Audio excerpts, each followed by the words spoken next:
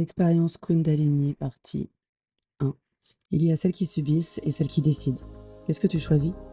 Bienvenue dans le pouvoir d'être, l'espace où on détruit les schémas toxiques et où on bâtit une vie à son image. J'ai traversé la dépendance, le doute, les échecs et j'ai compris une chose. Le bonheur ne dépend pas des autres. Soit tu diriges ta vie, soit tu es enchaîné par tes peurs. Ici, pas de faux espoirs, pas de bullshit. Juste la vérité, le mindset et le pouvoir personnel pour une transformation émotionnelle profonde. Si tu es prête à changer, reste ici, écoute et abonne-toi. Ton bonheur est un choix. Ça y est, j'ai fait ma première expérience de Kundalini, c'était il y a 2 jours. Donc si tu veux savoir pourquoi, je t'invite à cliquer sur la toute première vidéo que j'ai faite, je vais la mettre en lien dans la description. Du coup, je vais t'expliquer comment j'ai vécu, ma séance, les premières retombées que j'ai vécues déjà aujourd'hui. Donc là, on est vendredi 28 février, donc à peine 2 jours après, c'est assez rapide, c'est super bien. Et après, je vais répondre à pas mal de questions qui m'ont été posées sur Instagram pour essayer de t'éclairer. Alors attention, je suis pas énergéticienne. On recommence? Je suis pas énergéticienne, mais je vais quand même essayer de répondre aux quelques questions qu'on m'a posées pour t'éclairer au cas où toi aussi tu te demandes si le Kundalini pourrait être intéressant pour libérer certains blocages, et cetera. J'ai fait ma première séance de Kundalini, c'était donc mercredi. Ça s'est super bien passé, donc ça a duré pendant 1 h 30, 2 heures à peu près. Je me suis allongée, donc la praticienne met, une espèce de musique, qui va toucher peut-être tes énergies. Ça peut être fait aussi sinon avec des bols tibétains, certaines musiques et cetera, pour te permettre de rentrer dans un état, de relaxation et ensuite, je t'avoue que je sais pas trop ce que l'énergéticienne fait, mais elle vient travailler sur tes énergies, sur tes blocages. Le but, c'est que ce qui est coincé, ce qui est bloqué se débloque. Alors, comment ça s'est passé pour moi? C'est pas la première fois que je fais du Kundalini, j'en avais déjà fait il y a 2 ans, donc ici à Bali. La première fois que j'en avais fait, j'avais mis aucune attention. J'y suis vraiment allée random en mode, on y va, on rigole, c'est une super expérience à faire avec les potes, donc bref. Je m'étais installée et en fait mon corps avait vraiment bougé, j'avais vraiment réagi. Donc je sais pas si tu as déjà vu des vidéos de Kundalini, des fois c'est hyper impressionnant parce que les nanas, elles ont le corps qui bouge comme ça et moi ça m'avait vraiment fait ça, donc j'avais trouvé l'expérience super cool, je m'étais vraiment laissée aller, mais voilà, psychologiquement, il s'était rien passé de particulier ou peut-être que j'avais pas vu les signes parce qu'à l'époque, j'avais pas du tout l'éveil spirituel que j'ai aujourd'hui. En revanche, maintenant, il y a une petite différence. J'ai énormément travaillé sur moi depuis 2 ans. J'ai fait beaucoup de soins, que ce soit du Reiki, du Breathwork, de la Kundalini. Et donc là, mon expérience a été, légèrement différente. J'ai fait un petit peu plus attention à mes ressentis. J'ai eu 2 fois, envie de pleurer. Bah, 2 fois j'ai pleuré, mais mon corps a bloqué tout de suite. Donc j'ai senti les larmes qui ont monté, donc j'ai laissé faire, mais je l'ai senti ici au niveau de mon chakra-gorge. Tout de suite, mon corps, il a empêché les larmes d'aller plus loin. C'est cohérent avec, j'aime bien, auto-propre analyse, mais c'est cohérent avec mes traumas d'enfant. Même si aujourd'hui je suis très à l'aise avec mes émotions, j'ai pas de problème pour les reconnaître, pour savoir ce dont j'ai besoin, que ce soit la peur, l'anxiété, la tristesse, la colère, et cetera. Ça, c'est des choses que je gère parfaitement bien, j'arrive facilement à passer au-dessus, mais il n'empêche qu'il doit y encore avoir des blocages profonds, bien enfouis et c'est pour ça que j'ai décidé de faire de la Kundalini, pour faire vraiment remonter hem ce qui reste au fond de moi, ce que j'arrive pas à travailler en profondeur malgré les dizaines d'exercices que je fais, malgré les mois, les années où je travaille sur moi, quand il y a des traumas qui sont trop enfouis, il faut essayer d'autres petites alternatives. En fait, tu peux voir d'ailleurs les soins énergétiques comme c'est comme un complément alimentaire. Par exemple, tu manges très bien, tu fais attention à ton alimentation, hem, tu manges équilibré avec, assez de protéines, des légumes, nanana, 5 fruits et légumes par jour, c'est bon, on connaît la chanson, mais tu as encore des petites carences. Voilà, il te faut un petit peu plus de magnésium, un petit peu plus de ceci, cela. Bah, tu vas prendre des petits compléments alimentaires. Tu vas prendre un peu plus de vitamines le matin, tu vas prendre un peu plus de zinc, un peu plus de fer, et cetera. Bah, les soins énergétiques, c'est un petit peu la même chose. Tu peux commencer à travailler sur toi, aller chercher tes peurs, tes traumas, comprendre pourquoi tu agis d'une certaine manière, comprendre tes propres schémas de pensée, comprendre ta psychologie, et cetera. Mais il peut y avoir des blocages. Il y a des choses qui sont beaucoup plus difficiles plutôt d'aller travailler, des choses qui sont vraiment ancrées dans ton inconscient. Et donc, tu peux te tourner vers de la médecine alternative, donc ce qu'on appelle la médecine holistique, et cetera. Tout ce qui est Reiki, Breathwork, pour venir débloquer, mettre en lumière ou faire remonter un petit peu, hem, certaines émotions, certains blocages pour après retravailler dessus. Donc dans l'autre sens, c'est pareil. Si tu fais uniquement des soins énergétiques, mais qu'à côté tu travailles pas sur toi, tu travailles pas sur tes pensées, sur tes croyances limitantes, si tu vas pas vraiment au bout des choses, consciemment chaque jour, bah, c'est comme si tu prenais des compléments alimentaires, mais que tu mangeais McDo, je vais y arriver, tous les jours. Ça fait pas de sens. Et là, c'est pareil. Donc du coup, moi, j'ai senti, des larmes monter, mon corps, il a bloqué. Donc ce qui est intéressant, c'est de voir qu'il y a quelque chose à travailler, mais qu'il y a toujours ce blocage. Il y a un moment où je me suis sentie super heureuse, donc ça, c'était super cool. J'ai ressenti beaucoup mes énergies circuler dans tout mon corps. Mon corps n'a pas bougé cette fois-là. Enfin, j'ai senti toutes mes énergies dans mes mains, j'ai senti mes mains qui commençaient à monter un petit peu, ma tête qui suivait, l'énergéticienne qui faisait le travail avec moi. Donc énergétiquement, ma tête suivait le mouvement, mais c'est pas moi qui contrôle. Si tu fais du Kundalini ou du Bullswork, tu sais que tu contrôles pas ton corps. C'est tes énergies qui viennent circuler et qui amènent ton corps à bouger. Hem et ensuite, alors ça, c'était une expérience, j'étais vraiment pas prête. J'ai déjà entendu des personnes dire que tu peux voir tes guides, que tu peux, vivre des expériences, avoir des visions et cetera. J'étais là: «Bon, j'ai un éveil spirituel, je suis ouverte à tout». J'avais jamais vécu ça, j'ai vécu d'autres choses assez particulières et troublantes dans ma vie, mais ça, je l'avais pas vécu, donc j'étais là: «Bon, OK, c'est peut-être possible, mais je sais pas». Sauf que je crois bien que j'ai eu des visions. C'est très bizarre de dire ça, mais je crois parce que, tu sais, quand on pense à des choses, même quand on est en semi-rêve, on voit des choses dans notre tête, mais on va dire c'est un peu notre cerveau qui les imagine.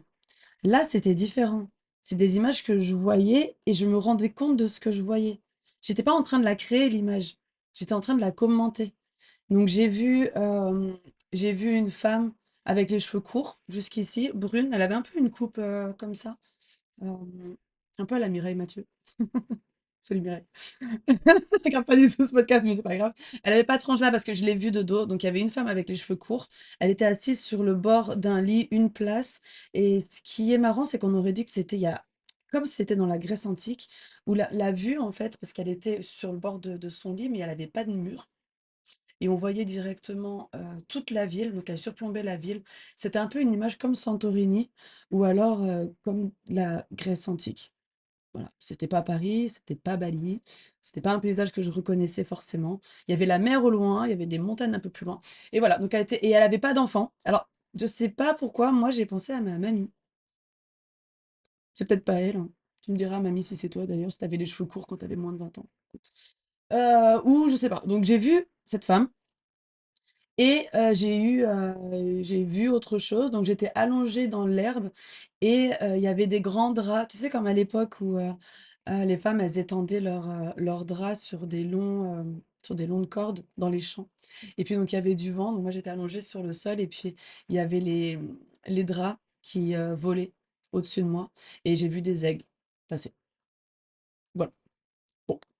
Pas non plus, la vision, la plus incroyable du monde, hein, mais en tout cas, c'est ce que j'ai vu. Donc on verra bien plus tard ce qu'il en est. Je vais éviter de trop suranalyser ce qui s'est passé ou quoi que ce soit. Juste, j'en prends conscience, je sais que c'est là et on verra. Donc je pense qu'il y a déjà des déblocages qui sont en cours parce que cette nuit, j'ai fait un rêve assez significatif. Donc si toi aussi, tu es sujette à tout ce qui est, bah, abandon, rejet et tout, je pense que comme moi, ça t'arrive de temps en temps de faire des rêves où tu te sens en retrait, tu te sens rejeté, tu te sens abandonné. Tu as tes angoisses, tes insécurités qui remontent pendant ton rêve. Et c'est des rêves que tu vas faire un petit peu comme ça de temps en temps ou assez régulièrement, ça dépend de ce que tu vis aussi au quotidien. Et moi, du coup, cette nuit, j'ai fait un rêve qui est totalement différent d'habitude. Donc je pense qu'il y a quelque chose qui se met en place dans mon cerveau. Donc ça fait déjà que 2 jours, hein. Et donc mon rêve, je me promenais dans la rue, je crois que j'étais en France d'ailleurs, je crois que j'étais à Marolles, là où j'ai grandi, avant. Hem et bah, en fait, tout le monde me regardait, tout le monde venait vers moi, tout le monde me prenait en photo, on voulait me prendre en vidéo, les gens me suivaient pour prendre des photos de moi et en fait, je me sentais super bien et je jouais un petit peu avec la caméra et je sais pas, j'avais le sentiment d'importance, j'avais le sentiment d'exister et j'avais le sentiment d'être vue Et ça, c'est hyper intéressant parce que si tu as regardé ma première vidéo, je t'expliquais que quand mon père m'a abandonnée, toutes ces années, j'ai grandi avec une espèce de dissociation de l'identité, à pas vraiment savoir, à vraiment me reconnaître. Quand je me regarde dans le miroir, c'est comme si c'était une autre personne. Quand je me vois en photo, je me vois, j'ai pas l'impression de me reconnaître. Tu sais, une distance qui se fait entre moi et moi. Donc ça doit faire partie des petits problèmes de l'abandon ou du rejet, bref. Et là, dans le rêve, c'est comme si mon inconscient me reconnectait, commençait à me reconnecter avec moi-même. Donc parce que bah, je me sentais vue, exister, dans ma plénitude et je marchais et à un moment, il y a une femme qui arrivait vers moi et qui m'a dit: «Oh Solène, on veut t'interviewer, on veut savoir, quel est ton métier, ce que tu fais, comment tu fais pour accompagner les femmes à guérir de la dépendance affective» et cetera. Donc c'était hyper agréable parce que je me sentais reconnue et existante. Donc quand je me suis réveillée, j'ai tout de suite pris, mon mon journal où je fais, mon journaling tous les matins pour écrire mon rêve, pour surtout pas l'oublier. Et il y a eu un autre petit événement ce matin, donc à mon réveil, j'ai eu une sensation de manque qui est apparue. Donc peut-être que pareil, toi aussi, tu dois la ressentir. Des fois, tu sais pas pourquoi, mais ça vient. Comme un pop-up dans ta tête, tu ressens un manque. Il y a pas forcément de raison précise, mais des fois, ça arrive. Je l'ai ressenti et donc cette fois, j'ai fait attention à ressentir ce manque, ce vide et tout de suite, bah, en fait, j'ai tout de suite switché et j'ai été chercher automatiquement mon cerveau a été chercher, OK, quelles sont, mes réalisations dernières? Qu'est-ce qui m'a permis qu'est-ce qui me fait me sentir heureuse au quotidien et qui me permet de me sentir accomplie et de me sentir entière? Et c'est ça ma réflexion, en fait. J'ai pas été la chercher. Ma réflexion, elle est venue dans ma tête. Je me suis dit: «OK, il faut que je trouve quelque chose qui me rattache à moi. Qu'est-ce que je fais au quotidien qui me permet de me sentir heureuse, entière, qui me permet d'exister?» Et j'ai pensé tout de suite à mon travail. Je me suis dit: «Voilà, j'ai créé quand même quelque chose depuis 1 an qui a un vrai impact sur les femmes que j'accompagne. C'est vraiment ma zone de génie quand je suis en coaching avec ces femmes pour me connecter à elles et pour les aider et c'est là où je me sens bien, c'est là où je me sens heureuse, c'est là où je me sens exister» et de repenser à ça et d'associer les émotions, parce que ça aussi c'est hyper important. Tu penses à quelque chose, mais tu y associes les émotions que tu devrais ressentir ou que tu aimerais ressentir pour créer une connexion dans ton cerveau. Donc, de repenser à ça et de me rappeler la joie que ça me procure, mais tout de suite, cette sensation de manque, elle est partie. Donc, c'est génial.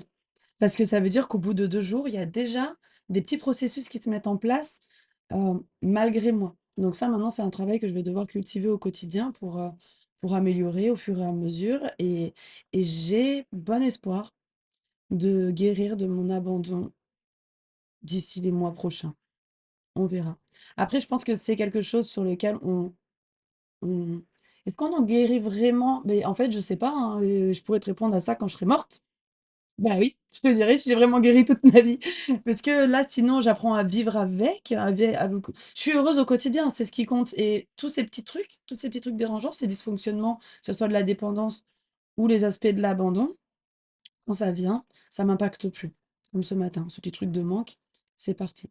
Donc on verra dans les jours à venir.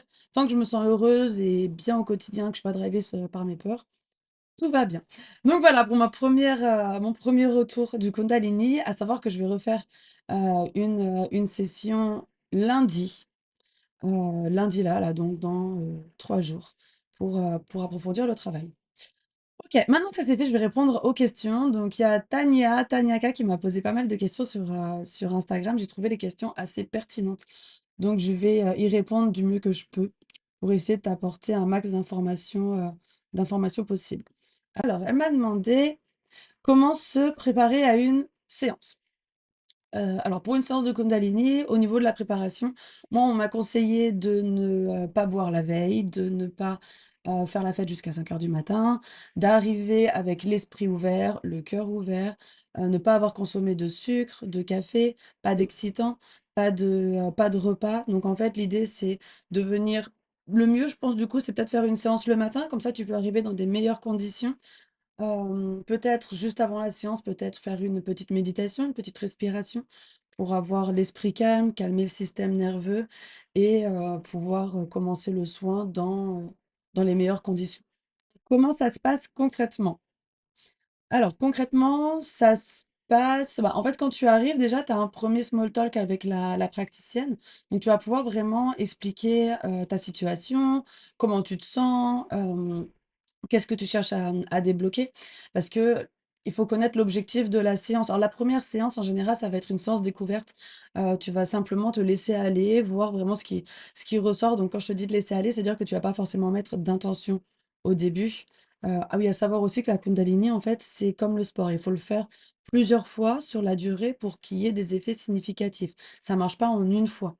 On vient venir, enclencher, on va dire, certaines champs énergétiques, et puis au fur et à mesure des séances, il y a des déblocages qui se font, puis d'autres déblocages, puis d'autres compréhensions, d'autres messages. Donc voilà, c'est comme le sport, il faut le faire plusieurs fois. Hem, donc je reprends la question, j'ai oublié ce qu'elle m'a demandé. Comment ça se passe concrètement? Ah oui. Donc tu peux, discuter dans un premier temps avec la praticienne, tu peux parler de tes blessures émotionnelles. Est-ce que ça va être un problème plutôt, physique? Est-ce que tu as des migraines? Est-ce que tu as de la fatigue? Qu'est-ce que tu veux résoudre?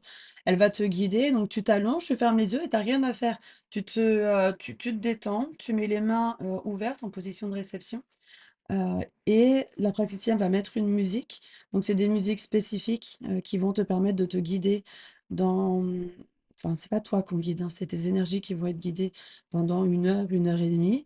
Et la praticienne va faire ce qu'elle a à faire. Alors je ne sais pas ce qu'elle fait, hein, elle utilise ses mains pour activer tes énergies et cetera. Toi tu fais rien, tu évites de t'endormir, tu respires et tu te laisses aller.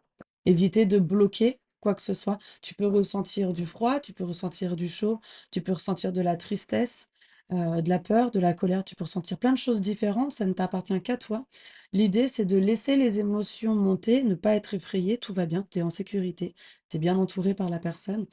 Hem, laisser les émotions monter et si elles partent, les laisser partir. Voilà. Juste vivre l'expérience sans rien contrôler. Les séances, tu peux les faire, soit toute seule, enfin toute seule, soit avec la praticienne, ça peut se faire aussi en groupe de plusieurs personnes et ça peut se faire aussi, à distance. Chacun fait comme il veut. Moi, je préfère avoir hem, des séances individuelles. Je trouve ça plus intimiste, donc voilà. Hem Ensuite, quel changement ça peut apporter?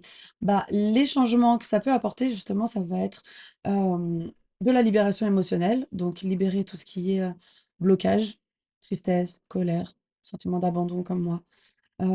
Tu peux aussi avoir une meilleure clarté d'esprit, mieux comprendre, ta situation, tes schémas émotionnels, tes blocages, heu et ensuite, au fur et à mesure où tu fais des séances, bah, tu vas augmenter ton taux vibratoire. Tu peux, accéder à certaines compréhensions sur toi, sur ton passé, sur ton avenir. Tu peux avoir accès à tes guides spirituels, tu peux avoir des visions, tu peux voilà, c'est un champ qui est assez large. En général, quand on commence la Kundalini, c'est vrai que ça va être pour libérer des blocages enfouis. Mais comme je t'ai dit, c'est important de pouvoir travailler aussi, durant les journées sur ton conscient pour, maximiser les bienfaits de la Kundalini. Si tu fais juste une Kundalini comme ça de temps en temps, ça va pas être suffisamment efficace. Alors, est-ce que tout le monde vit de la même manière ou est-ce que certains peuvent avoir des réactions plus difficiles? Toutes les réactions sont différentes en fonction de chaque personne. Il y a des personnes qui vont être beaucoup plus réceptives, d'autres moins. Ça dépend aussi de ton niveau d'éveil. Est-ce que tu as déjà fait des soins énergétiques par le passé ou pas du tout? Et on est tous différents, donc on peut tous avoir des expériences différentes. Il y en a qui vont peut-être rien voir, d'autres qui vont avoir de grandes révélations. Hem, donc ça dépend de tout à chacun. Après, je me demandais si on peut commencer tout de suite par un Kundalini si on n'a jamais fait de soins énergétiques avant? Je sais pas. En toute honnêteté, moi, j'en ai fait beaucoup. Je sais qu'un soin énergétique qui est intéressant pour commencer quand on n'en a jamais fait avant, c'est le Reiki. Parce que le Reiki, ça va pas venir vraiment travailler en profondeur, mais ça va, réactiver, on va dire, permettre à tes énergies de mieux circuler dans ton corps. Ça va réaligner tes chakras. Tu vas avoir un éveil, enfin, tu vas avoir une ouverture d'esprit, tu vas te sentir plus légère après un Reiki. Une petite libération émotionnelle. La vie va être un peu plus douce, plus agréable pendant quelque temps. Donc encore une fois, il faut travailler après sur ton conscient. Mais le Reiki, c'est une bonne première expérience, je trouve, quand on veut commencer un peu tout ce qui est soins énergétiques. Ensuite, Tania, tu m'as posé quelques questions. Comment trouver un bon praticien? Quels critères tu conseilles pour vérifier, de s'assurer de tomber sur quelqu'un de sérieux. On en voit beaucoup des praticiens. Beaucoup sur Instagram. Alors moi, j'ai la chance d'habiter à Bali, donc c'est vrai qu'ici, on est très facilement baigné dans tout ce qui est énergétique, donc ça va assez vite de trouver quelqu'un. Il suffit après de demander du bouche à oreille, regarder sur Instagram. Après, je pense que c'est vraiment la première chose à faire, c'est d'aller discuter avec la personne et de voir comment tu te sens avec elle. Est-ce qu'elle t'écoute? Est-ce qu'elle arrive à donner des conseils? Est-ce qu'elle arrive à te comprendre? Est-ce qu'il y a une première connexion qui se fait, entre toi et elle? Parce que si on regarde juste sur Instagram ou juste sur internet, on peut pas vraiment se rendre compte si la personne va être bien pour nous. C'est comme un psy, au final. Pour aller voir un psy, il faut discuter avec et puis voir si au final s'il nous correspond ou pas. Des fois, il faut en tester plusieurs. Alors, je pense pas qu'au niveau de la Kundalini, tu aies besoin d'en tester plusieurs pour savoir. Mais une première approche avec la personne et discuter, voir le premier retour qu'elle te fait, ça peut être déjà intéressant. Donc, tu peux en trouver facilement sur Instagram. Ça coûte combien en général? Alors en général, de ce qu'on m'a dit, les prix tournent aux alentours de 200 € pour les séances individuelles. Euh, les séances de groupe, oh bah, j'ai pas envie de te dire de bêtises. Moi, c'est mon amie qui me l'a fait, donc elle m'a permis d'avoir une petite réduction. Merci beaucoup. Mais normalement, alors, je crois qu'individuel, c'est 200 €. Il y a des séances à 50 € peut-être. Alors attention, c'est environ, hein. Euh, pour ce qui est des séances de groupe, je sais plus si on m'a dit 100 ou 50 €. 100 ou 50. Des séances aussi sur internet. Est-ce que c'est entre 35, 50, 80 €? Voilà, tu vois, la marge de prix, elle est quand même assez différente. Mais bon, tu le demandes à ton praticien, il va pouvoir te le dire. Mais donc, ça varie quand même entre 50 et 200 €. Donc, je sais que ça peut être un budget, mais au bout de 2 jours, avoir déjà des résultats, moi, je vais continuer à les mettre, hein. Euh, Comment tu as fait pour te renseigner et choisir la personne qui t'a accompagnée? Bon, bah, comme je viens de te le dire, moi j'ai de la chance d'être à Bali, donc ça a été assez facile de trouver quelqu'un qui me correspondait. De plus, la praticienne qui me l'a fait, je la connais, elle connaît mon histoire. Je lui ai déjà parlé avant, j'ai confiance en elle aussi, donc ça m'a aidé à trouver quelqu'un. Mais encore une fois, mais si tu veux que je te donne son contact, écoute, euh, viens vers moi. Je connais deux filles très douées qui font de la Kundalini, donc si tu veux des contacts, je pourrais avec plaisir te les partager. Voilà pour cette vidéo, 23 minutes, ça fait quand même un bon petit podcast, hein, ça ira pour aujourd'hui. Voilà, j'espère que mes questions ont pu t'éclairer, te donner un premier avis sur la Kundalini. On verra par la suite ce que ça va donner. J'ai vraiment, vraiment, vraiment très hâte de faire ma séance dès lundi et je te ferai un retour bah, dès lundi ou mardi. Voilà, si tu as des questions, n'hésite pas à m'en poser comme Tania, ça serait avec plaisir que je pourrais t'y répondre. Donc voilà, d'ici là, je te fais des gros bisous et porte-toi bien. Ciao!